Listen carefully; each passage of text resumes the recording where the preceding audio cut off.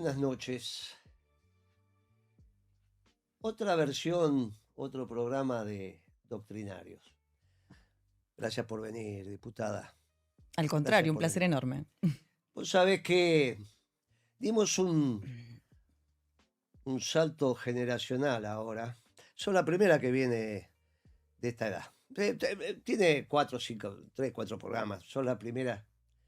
Y entonces, cuando estaba pensando las primeras preguntas, yo empecé a los 14 años, política, en una marcha relámpago, Avenida de Mayo y Bolívar, fui a cuidar a mi hermana, que era delegada de FOETRA. La escuché por el teléfono fijo, ¿viste? Cuando había teléfono de esos que levantabas así.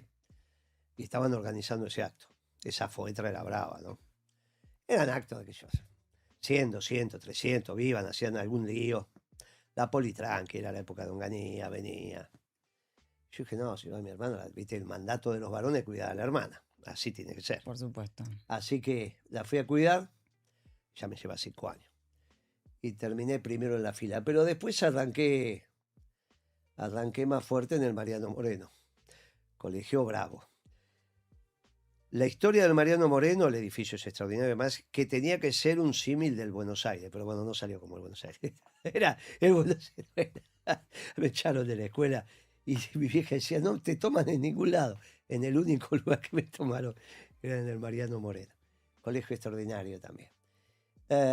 ¿Cómo arrancaste vos? Yo arranqué, a ver, un poco de herencia familiar, ¿no? Como siempre, por conciencia y por pertenencia de clase. O sea, abuelo ferroviario, el reconocimiento de esa movilidad de esa familia, que es mi familia materna. Vengo de una madre recontra peronista, que siempre militó allá en el pueblo donde yo nací, oriunda de Las Flores, provincia de Buenos Aires. Madre docente, directora rural, educadora y muy peronista. Mira, mi primer participación activa, que por supuesto promovida por mi mamá, que siempre participó políticamente en la localidad, fue un foro de la juventud peronista en el Sindicato Luz y Fuerza en Mar del Plata. Creo que yo tendría, no sé, 13 años. Claro. Una instancia de formación política para pibes de esa edad. Vos fíjate qué interesante, ¿no? Yo te diría que ahí empezaron mis despertares, donde yo empecé como a vivir el peronismo, bueno, con ese sentimiento de pertenencia. Pero bueno, la verdad es que, nada, conciencia de clase, procedencia, padre comerciante, siempre apostando, digamos, a promover desde ahí, ¿no?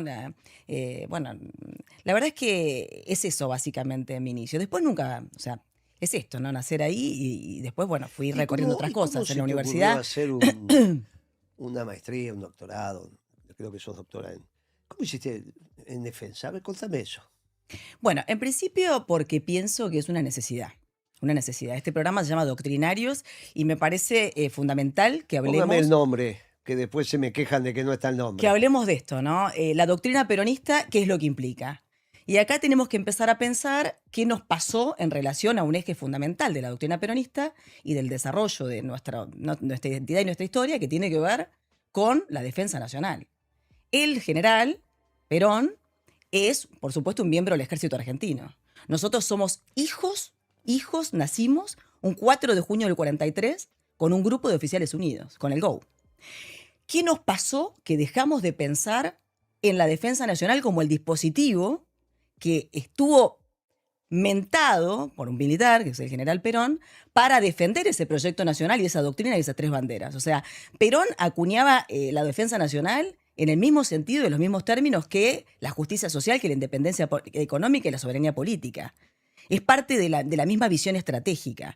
Entonces, la verdad que la inquietud que tengo, también motivada porque mi propio esposo es parte del ejército argentino, es un soldado argentino, es esto, ¿no? O sea, yo creo que nosotros necesitamos volver a reconstruir esa visión y fundamentalmente en un mundo en guerra, Guillermo. Creo que es absolutamente necesario que recuperemos eso. ¿Qué nos pasó con un prejuicio que se hizo presente entre nuestro propio espacio político, en donde un sesgo ideológico nos hizo divorciarnos de alguna manera de esta necesidad y en el entendimiento de divorciar que el proyecto nacional con el que nosotros y el peronismo sueña no puede divorciarse de un dispositivo, un sistema de defensa realmente Vos fuerte para defender esto, ¿no? sabés que, lo dije varias veces, yo soy de la última generación que hizo la colimba con 21 años. Colimba es correr, limpiar y barrer, ¿no? Sí, Colimba. servicio militar. La hice en Comodoro, en el 8 de Infantería. Cuando se hizo el puente aéreo a Malvinas, el 8 era los Higgins. Y cuando, obviamente, entre 12, 13 días antes del golpe. Del golpe del 24 del 76, 24 de marzo del 76. Me metieron en un Hércules por allá, yo entré en el 1 y aterricé allá. Pero les cuento, cuando hacen estas conversaciones, a mí me recibió el teniente coronel Chanfro, a mí y a cientos más, ¿no? Formaditos ahí, de civil, nos dio la bienvenida al regimiento. Y en algún momento lo vimos al teniente coronel que le dejaban de hacer la veña, ya lo empezaron a ralear, no estaba de acuerdo con el golpe. Hubo oficiales superiores, este estaba a cargo del regimiento, obviamente lo ralearon, ¿no? Los comandantes lo ralearon, obviamente el de brigada de ahí le habrá quitado el mando, pero no todos los oficiales superiores estuvieron de acuerdo con el golpe. Y tuvo el honor de decir: yo no estoy de acuerdo con esto, obviamente le deben haber ofertado el retiro y se retiró. Y lo debo haber visto 3 veces en mi vida, porque el día que nos recibió a todo el contingente y alguna otra vez, porque enseguida nos mandaron al vivac, porque el golpe lo dio la 54. La 54, que era la 55, que reemplazaba a la 54, el campo. Así que no tuve mucho contacto, pero lo rescato, porque en realidad este divorcio que vos estás hablando tiene que ver con conductas que obviamente tuvieron las Fuerzas Armadas en la mayoría de sus oficiales superiores, pero las instituciones son las instituciones, muchachos, y las necesitamos. Las instituciones no son ni buenas ni malas, decía el general, ¿no? Así que la que los hacen son los hombres, y las malas decisiones no pueden suprimir una institución tan importante y tan necesaria e imprescindible, ¿no? Que se puso de moda el Eternauta. Y entonces de repente el que sale a la cancha y empieza a juntar arma una milicia, ¿no? Como cuando ahora se conmemoró la segunda invasión de los ingleses estos días. Bueno, son las milicias. Y yo le digo a los compañeros: ustedes no pueden hacer parte de la milicia porque no saben cómo es. Porque hasta el formarte, llevar el fusil, tener una orden, no cualquiera. En la Argentina armar una milicia era normal, todos tenían instrucción militar, varones. Por supuesto. ¿Y las mujeres pensán que tienen que tener instrucción militar? Mirá, Guillermo, vos estás trayendo un tema que para mí es medular para los tiempos que corren y también para el peronismo, ¿no? Y para el proyecto nacional que vamos a implementar el día después de Milei.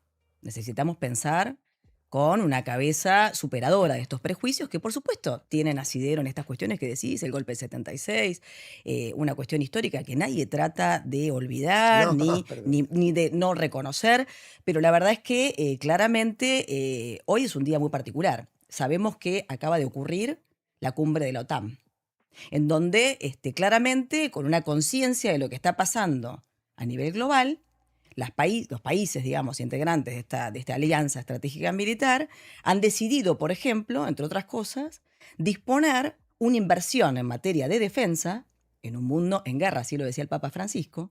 El Papa Francisco diagnosticaba esta circunstancia global como una tercera guerra mundial en partes que tiene un sistema interconectado, entonces tiene, digamos, coletazos a nivel global, ¿no? Hoy decidieron a la cumbre de la OTAN que la inversión en los países en esta organización de alianzas militares van a tener que tener una inversión de un 5% en defensa, por ejemplo, ¿no? 5% del PBI. 5% del PBI, por supuesto.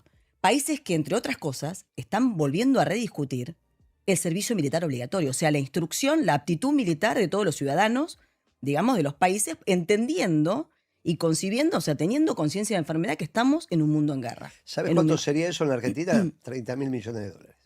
Bueno, eso es lo que tienen ahora multiplicado por 7, más o menos. Sí, creo que más. Mira, Guillermo, en este momento la inversión que se hace en defensa está en el piso histórico, 0,6%. Y el 85% de ese presupuesto se lo lleva la cuestión salarial de las Fuerzas Armadas, que dicho sea de paso está absolutamente pauperizada. Estamos hablando de de una profunda crisis en nuestras Fuerzas Armadas, de un fenómeno que se llama uberización de las Fuerzas Armadas. Vos viste que hace poquito Presti, quien es hoy el ministro de Defensa de la Nación, que fue tan cuestionado porque Presti, bueno, antes de ser el ministro de Defensa, era el jefe del ejército argentino, ¿no? Algunos que no entienden que tenemos que discutir en otra dimensión la defensa nacional dentro del peronismo, cuestionaron la condición de militar. No, señor, al contrario. Bienvenido sea. El general Perón, que era militar, fue presidente. Quien puede más, quien puede lo más, puede lo menos.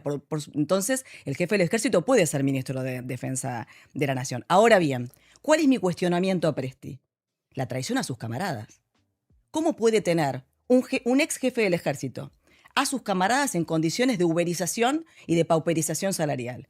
¿Cómo puede tener un jefe del ejército a sus Fuerzas Armadas sin prácticamente un servicio de salud para él y su familia? En un vaciamiento histórico, la verdad que bueno, ahí tenemos el antecedente que por supuesto lo discutimos prácticamente en todas las comisiones, en la Comisión de Defensa, lo que ha sido el vaciamiento de IOSFA, la obra social de las Fuerzas Armadas. Millones de casos judicializados, amparos, interrupción de tratamientos para pacientes oncológicos en las Fuerzas Armadas. Entonces, esta es la situación de la Argentina que tiene hoy las Fuerzas Armadas. Algunos de los colegas que se autoproclaman peronistas, pero tienen que asumir realmente, digamos, la doctrina del peronismo y entender que tenemos que discutir el dispositivo de defensa en otros términos. No tenemos que discutir la condición de militar como teniendo un prejuicio con la familia militar. Al contrario, tenemos que asumir que dentro del organismo, digamos, que el general pensó para desarrollar el proyecto nacional, el dispositivo de defensa, que por supuesto tenemos una condición defensiva en la Argentina, o sea, disuasiva, pero algunos piensan que la condición defensiva o disuasiva es sinónimo de indefensión, y por eso también han reproducido presupuestos magros para las Fuerzas Armadas. El mundo nos está obligando a repensar esto. Y ahí viene algo que tengo que aportar, que es el complejo industrial militar. Absolutamente Y de en acuerdo. esto, Altos Hornos Zapla, Ujú. que está en una situación muy particular, era en estos aceros especiales el acero necesario para el armamento. No cualquier acero hace el cañón de un fusil o hace el disparador del cañón de un 105 o el que fuere. La temperatura que ahí se levanta, el acero, y aparte la calidad de ese acero. Altos Hornos Zapla estaba en el lugar indicado. En caso de conflicto, vos ibas a seguir teniendo acero. Perón pensó la defensa del país y la defensa nacional, como él nos enseñó y nos dejó en la doctrina, en el concepto de la nación en armas, ¿no? La nación en armas es todas las fuerzas, todos los hombres, todas las mujeres, de todas las edades, todo el sistema productivo, todo el desarrollo industrial, toda la industria pesada fundamentalmente, por supuesto que la pensó estratégicamente en su desarrollo para pensar nuestra consistencia en el dispositivo de defensa que diseñó, la infraestructura crítica, la cadena de suministros. Hoy términos que han vuelto a estar en auge, pero Perón ya lo puso en la Nación en Armas. En aquel discurso del 10 de junio del 44, cuando inauguró la Cátedra de Defensa Nacional en La Plata, ya habló de todas estas cuestiones. Un documento que tiene una vigencia extraordinaria. Y habló de esto. Y por eso Perón tomó lo que en ese momento era la Dirección de Fabricaciones Militares, que ya existía desde el 41, pero le dio una inyección poderosa, digamos, de desarrollo. Ahora, la situación hoy de fabricaciones militares, Guillermo, vos la conocés muy bien, está absolutamente hackeada por los procesos de privatización. Estos activos estratégicos que Caputo dice que va a vender para seguir pagando los servicios de deuda. Ahora bien, nosotros, el prejuicio de un progresismo que se nos infiltró en el peronismo, ¿se va a callar la boca frente a un mundo en guerra? Y esta condición estratégica de estos activos que Perón diseñó, que pensó, que desarrolló y que nos legó. Y que hoy tenemos la obligación de ponerlo en el centro de la escena de la discusión. Fabricaciones militares, FADEA, FANASUL, Tandanor, Nuclearéctrica Argentina, que no está dentro de la concepción de fabricaciones militares. Fábrica de aviones, ¿no? Por supuesto, FADEA, la están absolutamente desguarneciendo para malvenderla. Entonces, me parece que es muy importante que retomemos esta discusión. El mundo va en este sentido. Nosotros tenemos que hacernos cargo de esto porque ya pensando en el día después de Milei, yo pienso que el peronismo tiene que tomar esta agenda, tomar realmente el toro por las astas. Por eso yo no tengo ningún tipo de prurito en decir que yo quiero discutir el retorno al servicio militar obligatorio. ¿Por qué? Porque el mundo está debatiendo esto. Porque la verdad que es muy necesario para discutir las condiciones, por ejemplo, de lo que estamos viendo, que es algo muy novedoso, pero es una realidad que se impuso rápidamente y nos tenemos que ayornar, la Paxílica. Todo el mundo está hablando de la Paxílica. ¿Qué es esto? Bueno, los grandes centros de poder y las grandes tecnológicas se quieren asegurar la cadena de suministros para garantizar el tránsito a lo que algunos piensan o llaman la nueva revolución industrial tecnológica, y se quieren garantizar, bueno, los minerales críticos, las tierras raras, cuestiones que, como, digamos, una bendición bueno, que Dios nos ha procurado, la Argentina tiene presencia de estos recursos. ¿Cómo los vamos a defender? Entonces, ¿cuáles son las condiciones para defender esos recursos? Y ahí está la Nación en Armas, digamos, perfectamente detallado cómo tenemos que mejorar las condiciones objetivas para defender esto en el Concierto de las Naciones. Bueno, teniendo capacidades en nuestro sistema de defensa. Hay dos batallas que se están librando simultáneamente. Y por eso tenemos que tener la cabeza apta para ambos temas. Una es la batalla cultural, que ya tiene algunas décadas el nombre, desde la Revolución Cultural de Mao en adelante. Desde la Revolución Cultural de Mao en adelante que se habla de esta historia. Desde Gramsci, ahora la relectura de Gramsci desde otros sectores, este es un artículo. Esa estoy muy tranquilo. Yo leí intensamente la última encíclica papal. Dije acá en el programa y en otros, el Papa sacó la espada y se puso al frente de ese ejército. Sobre todo el tema de Silicon Valley, inteligencia artificial y demás. Esa es una batalla que nos excede, pero salió el único general que estaba en condiciones de conducir ese ejército. Y vas a empezar a ver las iglesias del mundo, al mundo católico, empezando a militar el tema. Y eso lo tengo muy tranquilo. Nosotros habíamos planteado un dispositivo en principio y valor en nuestro espacio político, en una de las herramientas electorales del movimiento peronista, de reflexionar sobre esto.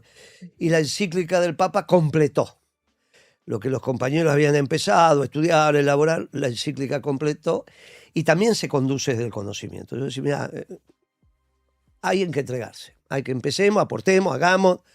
Esa batalla está. La otra, que es la batalla que vos estás describiendo, que tiene que ver con la base material, necesita que la repensemos. Terminada la globalización y volviendo al nacionalismo, y ahí los recursos son indispensables. Los recursos son indispensables. Y la defensa de los recursos materiales tipifica la patria también en cuanto a es el patrimonio común. Vos como abogada esto viene de los romanos. Entonces vos decís, mira, el patrimonio común lo defendemos entre todos. No es la defensa. Los profesionales del combate lo que hacen es conducirlo. Lo conducen los que están preparados para la conducción, porque la conducción también hay que prepararse. Tanto de las grandes unidades de combate, que son los oficiales superiores, como las pequeñas, hasta llegar al pelotón, que puede ser un cabo primero. Todo. Ahora, nosotros que somos los soldados, te tienen que entrenar, porque vos tenés que estar apto para obedecer una orden aunque te cueste la vida. Y eso no se aprende así nomás, ¿eh? Eso hay que entrenarse. Cuando a vos te dicen vamos para allá y vos vas a ir, sabiendo que quizás no volvés y tenés que cumplir, es un ejercicio de conducción extraordinario. Y esto, no sé cuál es la forma de la nueva Colimba, seguramente no es la mía, pero ¿fuiste a Israel alguna vez? No, nunca Lo conté el otro día. Habíamos ido un par de días por el tema comunicacionero, Secretaría de Comunicación, algunos temas, y después te quedan un par de horas que ya terminaste de trabajar, fuimos a tomar un café. El bar había muchas chicas de uniforme de combate, 18 Sí, claro. años, 19, Ujú. el fusil boca abajo, o sea que está con parque completo, está cargadores completos y demás, pero el estar boca abajo para que no le entre tierra y demás, besuqueándose en el bar con su novio, sin ningún problema. Él era el novio, estaba de civil, la chica evidentemente estaba en entrenamiento, tenía sus horas libres y a nadie le molestaba. Y estaba en las mesas, una piba acá, otra piba allá, se ve que cerca había algún dispositivo de entrenamiento femenino, vaya a saber cómo es. La cuestión es que me sorprendió la cantidad de parejitas, ella en uniforme de combate, te estoy hablando 2004, no había ninguna guerra en ese momento, siempre están en guerra, pero no había ningún combate específico en aquel momento. Eh, y fue una escena encantadora. Repetir eso también genera que el pueblo argentino esté en actitud de combate va a generar incluso una horizontalidad, la necesidad de incentivar la conducción. Mira que tenés que incentivar la conducción, tenés que persuadir, tenés que... eh, y que nuestras mujeres también estén en actitud de combate es muy importante, muy importante. Eh, Vamos a ir pasando a otro tema, pero no quiero, vamos a incomodar con la pregunta. Ah, Finlandia acaba de autorizar, por el Congreso, el desarrollo nuclear con fines militares. Y en realidad yo creo que el tema central en esta confrontación en Medio Oriente, ahora, en este último conflicto con Irán y demás, tiene que ver con la aptitud del desarrollo nuclear. Israel lo tiene, si Irán lo tiene, también lo va a querer Arabia, si lo tiene Arabia Saudita, lo va a querer Turquía. Y esto en realidad me gustaría un mundo donde la energía nuclear Fines para el pacíficos. armamento me hace cosquillas. Bueno, sí, claro, nos hace cosquilla a todos. O sea, el mundo hoy el mundo y la supervivencia del mundo está hackeado, digamos, o hackeada por una escalada de una guerra, digamos, de características nucleares. Mirá, te voy a contar una cosa, Guillermo. En una de los encuentros de las comisiones de defensa, hubo una persona en representación del ministro, en ese momento Petri, ahora Petri en ese momento, vino y habló, porque estaba en discusión la participación de la Argentina en lo que era la colaboración con el grupo Ramstein, que era para ayudar a Ucrania. Nosotros lo pusimos en discusión por un tema muy serio, digamos, de definición de la política internacional y de la Argentina. Nosotros denunciábamos que la Argentina no tenía ninguna necesidad y no se jugaba el interés nacional para prestar una solidaridad ahí y hacer una manifestación al concierto de las naciones que se equivoca y que nos ponga en una situación problemática. Y entonces, bueno, hablamos de la escalada, digamos, y de la carrera armamentística nuclear que estamos viendo que está sucediendo en el mundo. Y yo le dije a este funcionario, Bateleme se llama de apellido, si no consideraba que esta amenaza podía llegar a ser una amenaza en la Argentina, siendo que tenemos un desarrollo nuclear. Bueno, dicho sea de paso, el enclave más importante del desarrollo nuclear en la provincia de Buenos Aires está en Lima, que es de donde soy yo. Vivo a menos de 3 kilómetros de las centrales nucleares, ¿no? De Nuclear Eléctrica Argentina. Entonces dijo, mirá, si esto llegara a pasar, dijo el funcionario, lo único que quería es abrazar a mi hija. Mirá, esto es escalofriante, pero lo que vos decís es una realidad. La carrera armamentística nuclear que hay en el mundo es una realidad que, claro, que nos hace cuestionarnos a todos. Vos hablabas recién de la ética de la inteligencia artificial y la intervención del Papa en eso. La verdad es que también el Papa se pronunció acerca de esta gran vicisitud, digamos, que este mundo nos plantea. Em, Perón pensó el desarrollo nuclear hace 70 y pico de años atrás. Muchos interpretaron como que Perón quería estar en la mesa de los países que tuvieran la bomba atómica. Esto es una realidad que todos conocemos, ¿no? Lo cierto es que la Argentina tiene un desarrollo de tecnología nuclear con fines pacíficos. Tiene una aplicación en la matriz energética, una aplicación muy importante en la matriz energética. Prácticamente un 10% de la matriz energética está abastecida por lo que es el desarrollo nuclear. Sin perjuicio de ello, por supuesto, que el manejo tecnológico de todo el ciclo de combustible que tenemos los argentinos por 70 años de historia en esta tecnología, nos hace, digamos, permeables a aplicarla en lo que es la carrera armamentística nuclear.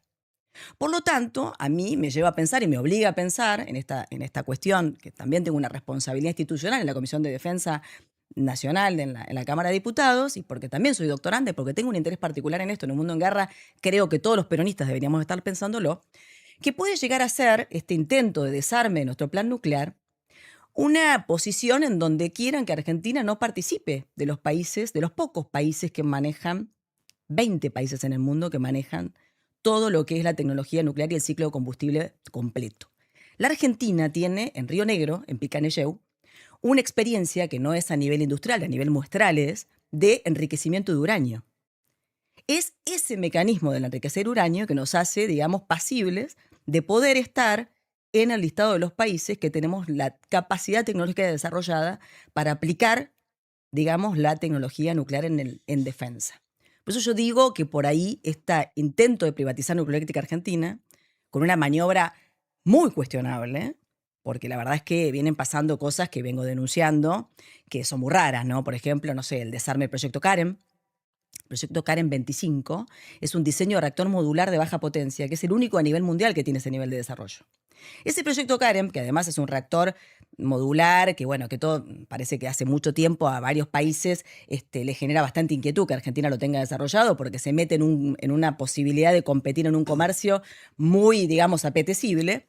Además, lleva como materia de combustible uranio enriquecido. Entonces, ¿por qué desarmaron el proyecto Karen? Bueno, ¿por qué hackearon el proyecto Karen? Y supuestamente se filtró todo lo que es el diseño de la ingeniería de detalle del proyecto Karen, cosa que también quedó entre gallo y medianoche. ¿Por qué pidieron la interrupción del programa LASI, que era el enriquecimiento de uranio a nivel muestral en Picanelleu? Yo creo que todo tiene que ver con esta intención de que estos grandes centros de poder, que por supuesto promueven o profesan la paz, y sobre todo la paz periférica en los países como los nuestros, no les interesa que la Argentina domine la tecnología nuclear, que si bien lo hacemos con fines pacíficos, estaríamos en condiciones de sentarnos en la mesa de los grandes y que discuten, digamos, a gran escala. ¿Por qué? Porque están en la mesa de los países nucleares, ¿no? Así dicen los rusos. Los rusos dicen, garantizate de poder discutir dentro del concierto de las naciones en la mesa, o sea, en la mesa que ellos se representan como una cena, pero garantizate siempre, de acuerdo a las condiciones objetivas, de en esa mesa y en esa cena no ser el menú. Por eso Putin consiguió, es un milagro lo que consiguió con la Federación Rusa, 25, 23, 24 años de la disolución de la URSS, él termina hoy sentado en la mesa chica junto con Trump, junto con Estados Unidos, junto con el Papa, y la Argentina, pensada a 25, 30 años, no la voy a ver yo, pero vos sí, sé con certeza, salvo un accidente, pero La tu vamos a ver, generación la Guillermo. vas a ver. Este es el ABC de la política, tener la capacidad de pensar y ver lo que va a pasar e ir generando las condiciones de la planificación para que se dé. El problema es que la política está muy metida, primero como bolsa de trabajo, ¿no? La política cuando yo empecé no era así, porque imagínate que te mataba. Ser de Juventud Peronista en ese momento era bravo, ¿no? Que gracias a Dios eso ya no pasa más, pero esto de verlo como bolsa de trabajo, también que tiene que ver con la crisis del sector privado. Hoy dedicarte a la política te da una posibilidad, te da. No es tu caso, ya lo has contado con precisión. E incluso por el lugar donde te estás especializando, ¿no? Una diputada, una mujer especialista en defensa, hay otras, pero diputada y demás, y con una voz potente dentro del Movimiento Nacional Justicialista, es reconocible. La verdad que te felicito. No es fácil tener estas conversaciones, las estamos teniendo, al menos desde mi humilde opinión, con mucha sabiduría. La política tiene que empezar a extender el horizonte. El año que viene vamos a tener elecciones, está la provincia de Buenos Aires, el peronismo. En realidad no es un problema de figuras de conducción, es un problema de proyectos. Hubo un peronismo exitoso este siglo. Podés empezar en el 2002, terminar en el 13, podés empezar en el 2003, terminar en el 13. Bueno, son cosas que podemos discutir entre peronistas. Yo empiezo en el 2 y termino en el 13. Pero en realidad lo que me parece que hay dos proyectos bien definidos. El proyecto que fue exitoso a principios del siglo, que se demostró exitoso, puso al país a crecer, bla, bla, bla, todo lo que hicimos. Y después cuando fue cooptado por ideas socialdemócratas. Primero habían cooptado a los radicales, después cooptaron el peronismo y fueron expresiones. ya tuvieron su capacidad de administrar y fracasaron. Eh, pero ellos no son conscientes de este fracaso, buscan anécdotas. Igual que los neoliberales o los liberales, no, si fracasamos es por esto, nunca por cómo pensamos. También siempre le echan la culpa a otra cosa. Los socialdemócratas también. Entonces, no, porque el que fracasó era porque era vago, porque se levantaba tarde, porque tenía vicios, porque en realidad es porque pensaban mal, muchachos, piensan mal. ¿Cómo estás viendo esto, esta discusión de dos proyectos? Bueno, a ver, la veo con preocupación. Pero en realidad, viste que hay como una especie de falacia planteada, ¿no? Ay, tienen una interna en el peronismo. Yo no sé si tenemos una interna en el peronismo. Tenemos, bueno, un problema, una dificultad por ahí de un entrismo que nos hizo el progresismo, que nos alejó un poco de este pensamiento estratégico. Y de hecho, tengo un padecimiento particular en este tema que hablamos antes, ¿no? De la defensa. La verdad es que yo creo que lo que nos está pasando en el peronismo, vamos a ir a una cuestión más mundana y más terrenal. Tenemos hoy en este momento un momento que se ha reeditado, que conocemos en nuestra historia, que es una proscripción. Conocemos de historia de proscripción. No tenemos miedo de calificarla y nominarla como es. O sea, el que nomina, domina. Esta es la realidad. O sea, no confundamos, esto es una proscripción. Y nosotros tenemos una responsabilidad histórica, así como cuando estudiamos historia, decimos, bueno, el general estuvo proscripto 18 años, el decreto que no nos permitía nombrarlo, que estuvo en esto y bueno, que estuvo preso. Bueno, la verdad es que ahora somos contemporáneos nuevamente de una historia de proscripción del peronismo. Y creo que acá hay una responsabilidad de volver a retomar ese peronismo con la identidad que tuvo ese peronismo que nació en el 43 con el GO, un peronismo revolucionario, un peronismo que se atreva a discutir realmente sin ser timoratos y sin dejarnos infiltrar por esas digamos, ideas de la progresía que nos terminan alejando de nuestra verdadera identidad y nos terminan perjudicando y nos terminan llevando en un plano hacia afuera en una especie de dificultad muy grande para representar, ¿no? Yo lo que veo claramente es que, por ejemplo, en el caso concreto de la provincia de Buenos Aires, tenemos una representación del gobierno de la provincia de Buenos Aires, que por supuesto tenemos un gobernador, que, por ejemplo, hace unos días atrás, lo vi en una entrevista en C5N, Sí, sí, en el canal lo vi, C5N, con el periodista el gato silvestre. Silvestre, en donde empieza a hablar de todas las cuestiones que están sucediendo, un diagnóstico de la Argentina, de la situación de la industria nacional, de la situación de los trabajadores, del salario magro, de los jubilados, de la universidad, todos los dramas que tenemos, que todos los conocemos.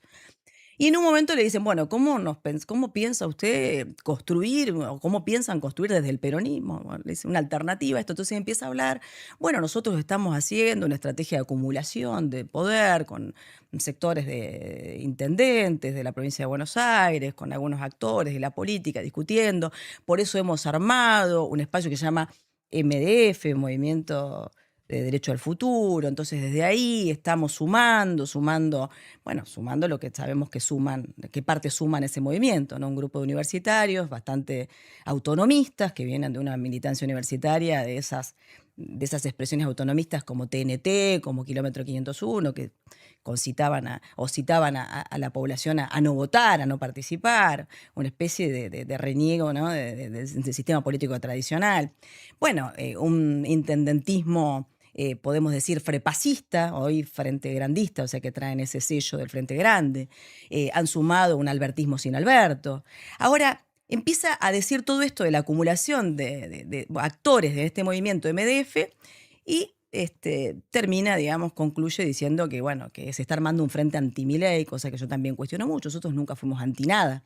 Nosotros somos muy por el contrario. Siempre hemos sido algo pro-argentina, pro-nacionalista, pro-industria, pro-trabajador, pro-renta nacional. Bueno, la cuestión es que termina de contar toda esta estrategia en el armado del MDF y abren las preguntas a los panelistas. Entonces, Pablo Ibáñez, un periodista, creo que de ámbito financiero. Empezó ahí, sí, sí. Empezó en ámbito financiero, o sea, nada que ver con nuestra identidad, ni mucho menos, nada que ver con el peronismo. Le dice, me llama la atención en principio, le dice a Kicillof que usted haya hecho todo un un raconto de cómo está pensando un sistema de acumulación política para enfrentar este modelo, pero que se haya olvidado que es el presidente del Partido Justicialista de la provincia de Buenos Aires. La verdad es que fue realmente descriptivo, ¿no?, de la realidad. Y esto es un llamado a reflexionar, ¿no? Bueno, una interpelación a todos, al conjunto. Yo soy consejera del Partido Justicialista de la provincia y estas cosas son las que me preocupan, ¿no? Renegar de nuestra identidad,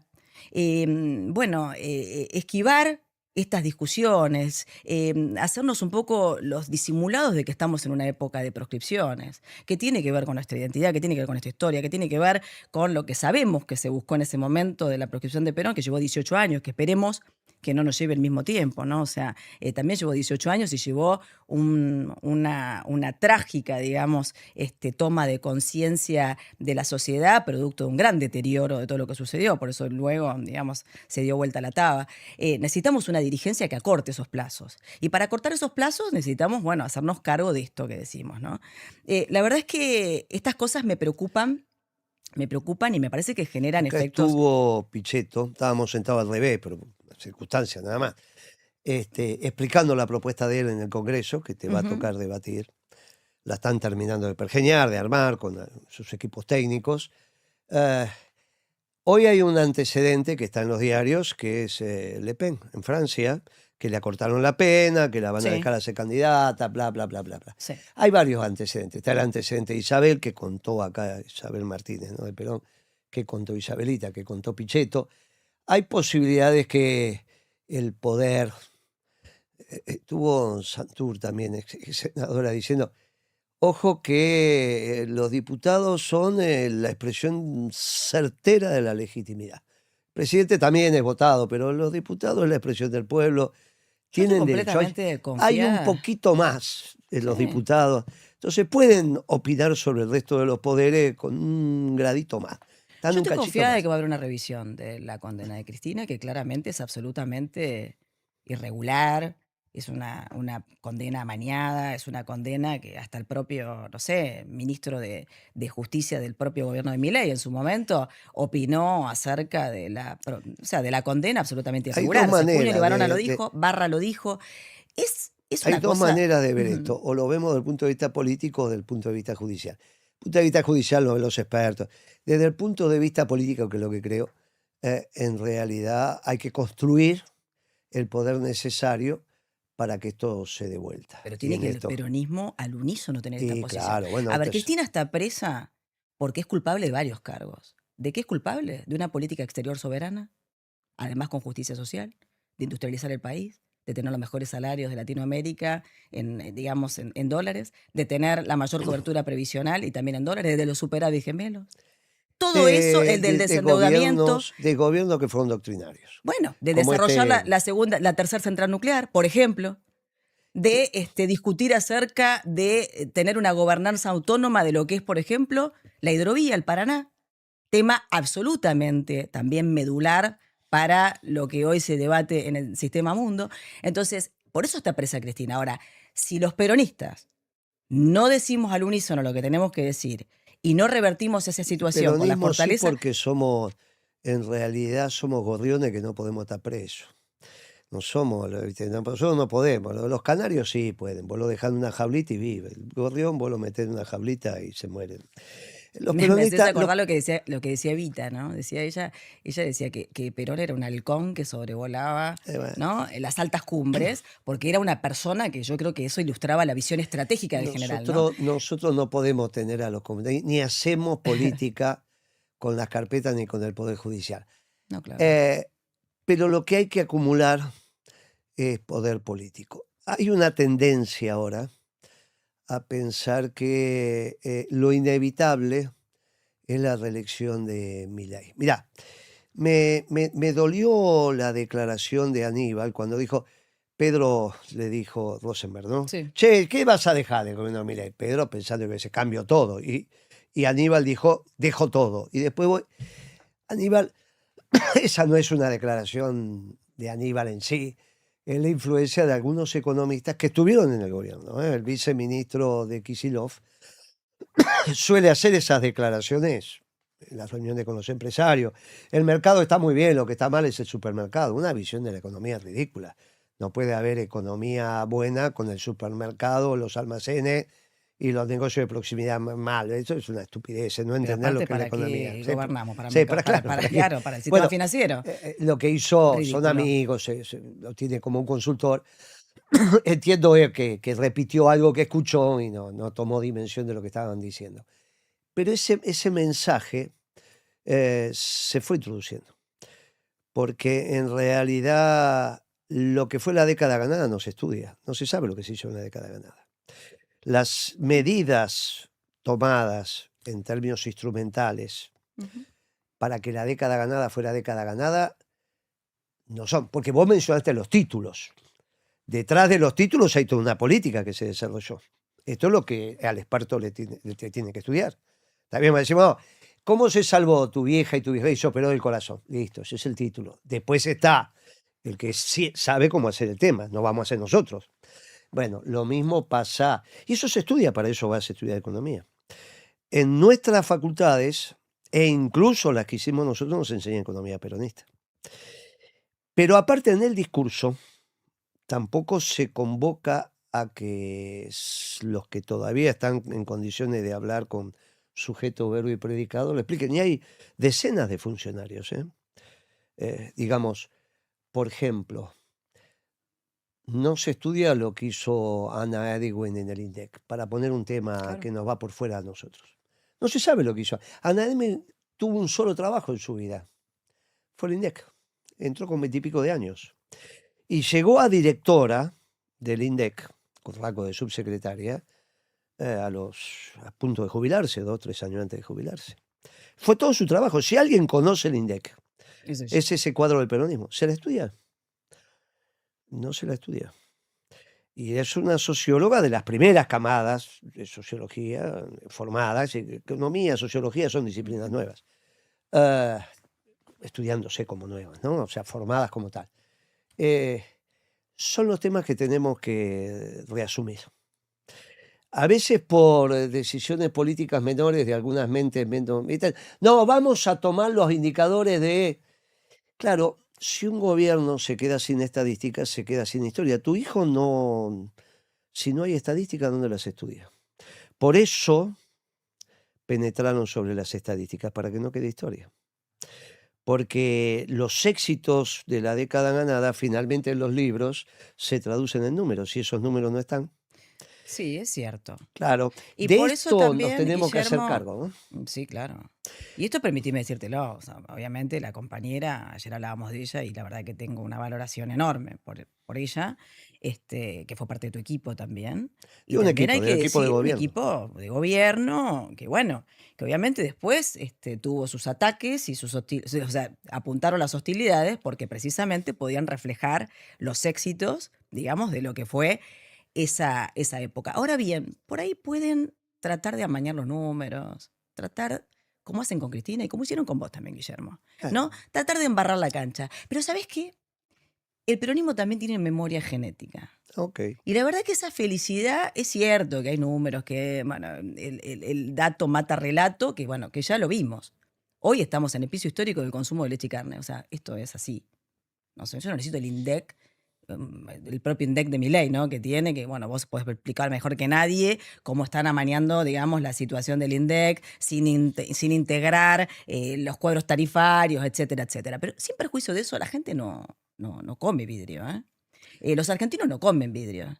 Entonces, la verdad es que yo lo que tengo para decir es que la gente, cuando empieza a apretar la víscera más sensible, que es cuando no puede realmente parar la olla en su casa, darle la vida que todos aspiramos a sus hijos, promoverlo en el sistema educativo, pensar un futuro para los jóvenes, ¿no? Proyectarse en una vida, en una casa, en un trabajo, en una estabilidad, lo que todos aspiramos en definitiva. La verdad es que se empieza a acordar de eso con más claridad. Entonces no van a poder borrar eso, por más que, no sé, contraten a los más grandes programadores de la conciencia, como están contratando, e inyecten los bots en donde lo tengan que inyectar. Sí. Esto, Guillermo, desborda. Eso me ¿Sabes cuál es el garantiza a mí peor? que el peronismo puede ganar las Sí, elecciones. claro. ¿Y sabes cuál es la peor oposición? que tiene Milei, a pesar del esfuerzo enorme que hace para no tener oposición, proscribiéndola y metiéndola presa a Cristina?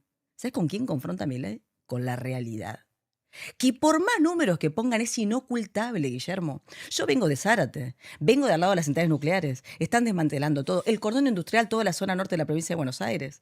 Lo más pujante de la Argentina, es donde yo creo que vamos a reconstruir de nuevo, Se va a hacer digamos, y se va a hacer muy el rápido. motor productivo de la Argentina y el peronismo y el proyecto nacional. Pero en esto de pensar la Argentina en las próximas décadas, los Ujú. libros son importantes. Los números, por Los supuesto. libros. Ah, sí, claro. Los números contenidos en los libros. Y ellos nos están quitando los números, nos están quitando las realizaciones, dejándolas como tradición oral. Y esto el peronismo tiene que recuperar lo que hizo en la década ganada con todos sus números. Anna Edwin se merece un homenaje, alguna vez lo vamos a hacer. Y el homenaje cotidiano de repetir lo que hicimos. Hay algunas que están vivas, Beatriz Paglieri está viva. Y muchos de esos, de los que trabajaron ahí, están. Es importante que se sepa, porque tu generación todavía lo tiene porque habla con nosotros y porque es una diputada y te andás por todos lados y tenés la vitalidad y tenés la...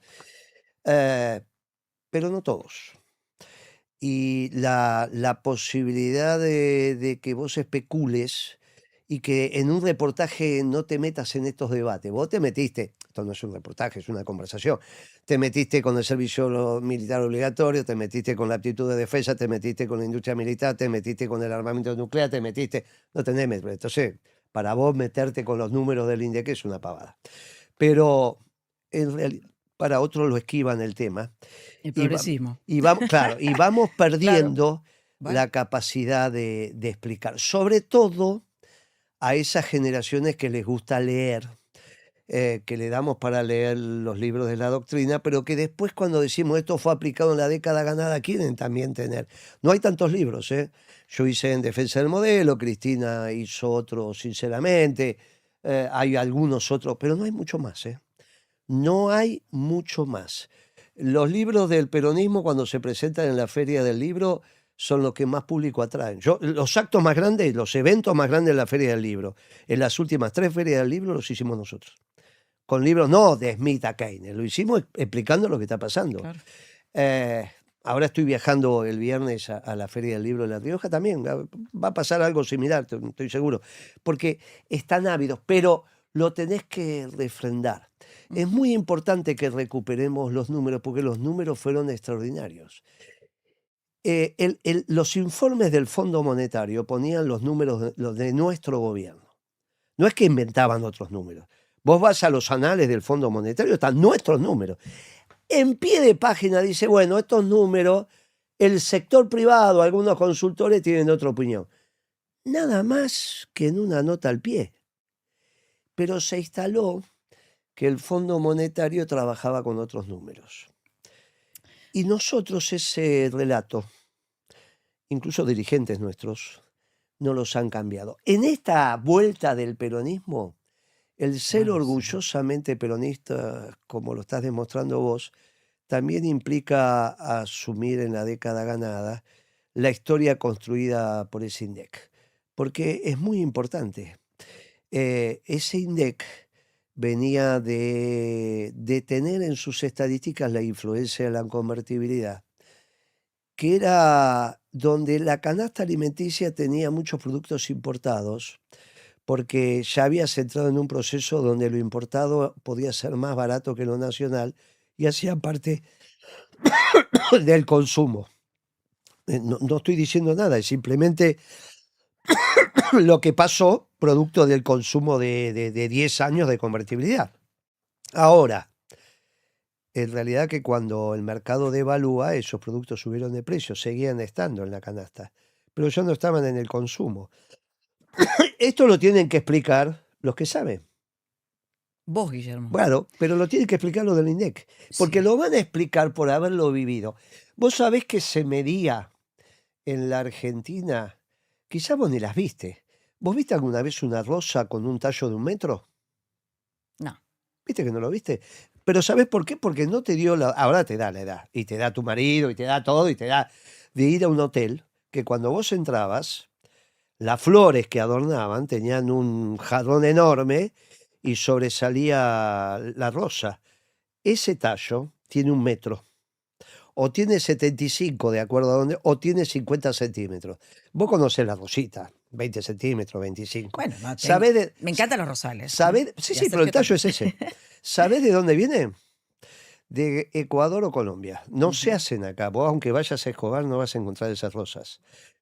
Esas rosas vienen en caja. Claro, eran más baratas que las de acá en un momento determinado. Y los hoteles 5 estrellas para su Claro. ornamentación las importaban. O se las traía un importador y se las vendía. Pero eso hacía parte de la canasta del INDEC para medir la Sí, claro. inflación. Bueno, no sé lo que está hoy la fruticultura, la floricultura, todo en San Pedro en Escobar, sufriendo, Pero eso no sufriendo. podía ser parte de la inflación, Ujú. porque eso ya se dejó de traer. Si se siguiera trayendo, vos ahora con la edad que tenés las conocerías. Porque bueno, fue un momento de la historia argentina. En ese momento se hizo la canasta y dijo, ah, estas flores son estas. ¿Sabes por qué? Aparte, porque si vos tenés que medir el precio de las rosas, y te digo dibuja una rosa, me vas a dibujar una rosa. Pero cuando vos vas a buscar la rosa que vos dibujás, no la encontrás. Un día se lo dije al que hoy es gobernador de Entre Ríos. Buen pibe, ¿eh? No es mal pibe. Le dije, vos medís la inflación. Sí, en mi despacho. Sí, ¿y medís zapato de hombre? Sí, claro, ¿cómo no voy a medir zapato de hombre? Describime un zapato de hombre. Y me miraba el pie yo, ¿no? Y él tenía otro zapato. Como no podía describirme un zapato de hombre, le dije, ¿cuál medís? ¿El tuyo o el mío? O los 200 tipos de zapatos de hombres que hay. Porque vos cuando sacas al inspector, tiene que medir el mismo zapato. No es que mire zapato de hombre al que se le ocurre. Hay doble costura, hay hay mocasines, hay abotinado, hay con 4 ojales, hay Claro. con 3, con 2. Imagínate la cantidad. Anda ahora a tu casa y mirale a tu marido la cantidad de zapatos que tiene. Y esa es una pequeña muestra del tipo de zapato. Vos tenés que describirlo. Se recostó para atrás y me dijo, bueno, tiene razón. ¿Sabes cuántos corpiños hay en la Argentina? Tipos de corpiño. ¿Cuántos te pensás que hay? ¿Qué es eso? Infinitos. Claro, Muchísimo. 140. Ah, mira vos, Porque hay sabes más 100. del mundo de los corpiños que yo. Pero ¿y cómo no lo voy a saber? Claro, por Si supuesto. estaba, pero ¿cómo no lo voy a saber si hace parte? Hay 140 tipos de corpiños distintos que se venden en el mercado argentino. Vos decís corpiño, corpiño. Zapato Eso de que es hombre, tejido de zapato. punto, todo, o sea, con la industria de... Y pero con Ujú, alambre, sin alambre, ujú, con esto, ujú. con aquello, con bretel, sin bretel, con 2 ganchitos, con 4 ganchitos. Se engancha adelante, se engancha atrás. Todo esto que te estoy contando, pues son los que vi. No vi, los 140 nunca los pude ver. Pero están, así se hace. Por eso cuando todo esto fue tratado de una manera tan elemental y la política que dejó de estudiar, por eso me encantó esta charla, porque se nota que hay profundidad. Con tu marido también, ¿eh? Tratamos, imagínate, siendo militar no tratamos el tema de defensa, lo trato con la mujer y no con el marido. Eh, la política tiene que volver a estudiar. No Tiene que, tengo ninguna y duda. tiene que cada uno especializarse en los temas que corresponde. Y el peronismo tiene experto en todos los temas. Y ahora los vamos a convocar a nuestros filósofos, porque no al divino botón los que conducen, este Peter Thiel, filósofo, el segundo de la empresa también, Ujú. y hoy hay unas notas por ahí que habla de la revancha de los filósofos. En este, nuestros filósofos son parte central del ejército del Papa en esta batalla cultural. Me encantó esta conversación. Nos vamos, nos podemos quedar, pero viste que empiezan a decir, ya está, qué sé yo, qué sé cuánto. Te venís, te venís en 45 días, ya va a estar más Cuando vos avanzado. quieras, cuando vos Te venís, es quieras. solamente a que arreglemos Ahora, las lo que yo te agendas. quiero decir es una cosita, ¿no? El veredicto de la década ganada, de la que vos fuiste una pieza fundamental en materia de industria, de comercio, de mercado interno, de todo este nivel de obsesión con el cual detallaste la industria del zapato y de los corpiños, la aplicaste en cada industria, hiciste que realmente la Argentina estuviera en marcha y a todo vapor, creo que lo dio Duhovne. Cuando salieron con ese veredicto que dijo cómo estaba la economía argentina y que dijo que realmente era insólito, insólito los números que había dejado esa década ganada en virtud de niveles de desendeudamiento de todos los tipos de deuda, ¿no?, que la componen. La deuda externa, la deuda pública, la deuda privada, la deuda digamos, de los sectores también de las familias. Entonces me parece que más allá de que intenten borrar realmente la historia, a confesión de, a confesión de parte, relevo de pruebas, lo dijo Duhovne y la verdad es Vos que pueden sabés hacer todos que los intentos, ¿no? Pero además, Kirchner ya era presidente electo, no había asumido, y vino el progresismo con 20.000 millones de dólares, que en ese momento, imagínate lo que era. Lo pusieron arriba de la mesa, pusieron el contrato y dijeron, ya resolvimos el tema. Se armó un lío bárbaro en esa reunión. Un lío. Y Kirchner esa tarde dijo, no nos endeudamos más, que se metan los 20.000 millones, no los queremos. Esas pequeñas decisiones tomadas desde la doctrina es lo que va marcando. bueno, el general, el 9 de julio del 47, lo Planteó la determinó como la independencia, segunda independencia, ¿no? la A independencia propósito de económica. esto. Bueno, se paga con cárcel eso, ¿eh? Se Bueno, paga con ese se paga, disciplinamiento. pero se paga con el orgullo Sí, claro. claro, el orgullo de que te saluden. Fui a tomar el día del partido ayer, fui a tomar un café que hacía años que no iba, años, al Florida Garden. Buen café, sigue siendo el mismo café de siempre, muy buen café. Y me fui con un cliente, bueno, no importa. El mozo me dice, ¿cuánto hace que no venía? Yo iba siempre con un ferretero, había una ferretería a la vuelta, Reconquista y Marcelo T. de Alvear. Entonces los sábados le iba a vender y íbamos a tomar un café con un pedacito de la torta de queso, que es exquisita. Si no la comés, andá con Sergio ahí, porque 2 cafés y una porción, una entera cada uno, no porque es mucho, pero una porción con comida ahí Está es bien, exquisita. lo tomo. Y el mozo me saluda, tanto tiempo, estás igual, estás igual, estás igual. Pero lo más lindo, acaba de ganar Argentina, había otro clima, ¿no? Algunas mesas se pararon a saludar, pero vinieron 6 pibes. Con la copita de champán, se ve que se habían pedido un champán para brindar. Vinieron con la copita, las pibas, los pibes, y se sacaron una foto. Y miraban, ¿no?, el resto del Florida Garden, decían, mirá, se sacan una foto con el peronismo, lo que vamos quedando, digamos, ¿no? Y eran todos sub-25. El peronismo está volviendo. Pero necesitan también las raíces que le dan los números, Sí, que claro. dan las estadísticas, de decir, mira, acá fue, pesás y medís esto. No es que es más o menos, pesás y medís esto. Esto es lo que hizo el peronismo. Dejamos esto de pobreza, dejamos nada de indigencia. A Cristina le dieron un premio en la FAO. Yo estaba ahí, porque había terminado con la indigencia y en el pueblo argentino no había hambre. ¿Lo repiten los compañeros esto? No, no lo repiten. No lo repiten porque si no, bla, bla, bla, bla, les da miedo. Bien, eso hace parte del orgullo peronista. Donde dicen, no, pero ustedes... No, nosotros terminamos con el hambre, no terminamos con la pobreza, pero terminamos con el hambre. ¿Y eso quién lo dice? La FAO. Fin del año 14 creo que fue, o 15. Sí. Fin del año 14. Le dieron el premio a Cristina. Fin del 15 no, porque ya no. Fin del 14 le dieron un premio, pero puede haber sido segundo semestre del 15, hay que averiguar. En Roma, la FAO le dio un premio por haber terminado con la indigencia. Eso significa que en Argentina habría, pero en los números habíamos terminado con la indigencia. Mirá si eso nos suma una cantidad enorme de votos, ahora que lo único que abunda es el hambre. El cierre es tuyo, amiga. Ya no saben cómo hacernos gestos para que No, terminemos con el es programa. así como decís, Guillermo, pero también pienso que rescatar los números, rescatar esto, ¿no? Esta militancia como la haces vos, que vos decís, bueno, no sé, que estoy grande. No, no, no. Juventud acumulada, la vigorosidad y la juventud del peronismo tiene que ver con este ímpetu, con esta fuerza que vos le imprimís también. Ya sabés, y te pedí esta cuestión de los jóvenes, que es, la verdad es que es impresionante cómo se sienten convocados bueno, por tu palabra, por tu discurso. Ya te dije que me tenés que hacer ahora el videíto para la Kench, para los chicos, para Ian, para Santino, para Salvador. Bueno, todos los chicos que hacen una fiesta enorme de jóvenes en la capital, que quieren el video de Moreno, y ya te dije por qué, no por cholulaje ni mucho menos, porque representás. Yo creo que hay ahí una avidez y un campo fértil para esto, pero de todas maneras pensaba que el 17 de octubre ese pueblo que se movilizó por lealtad con el general no tenía datos estadísticos. Está bien, estamos de Tenía acuerdo. la conciencia clara de que había un ¿Sabés por qué general no tenía datos, que tenía... no? Sí, pero ¿sabés qué digo? Pero ¿Por qué ¿sabés te por digo qué? esto? Que pueden Porque intentar... Perón decía que eran secretos, que no había que darle oro a los ladrones.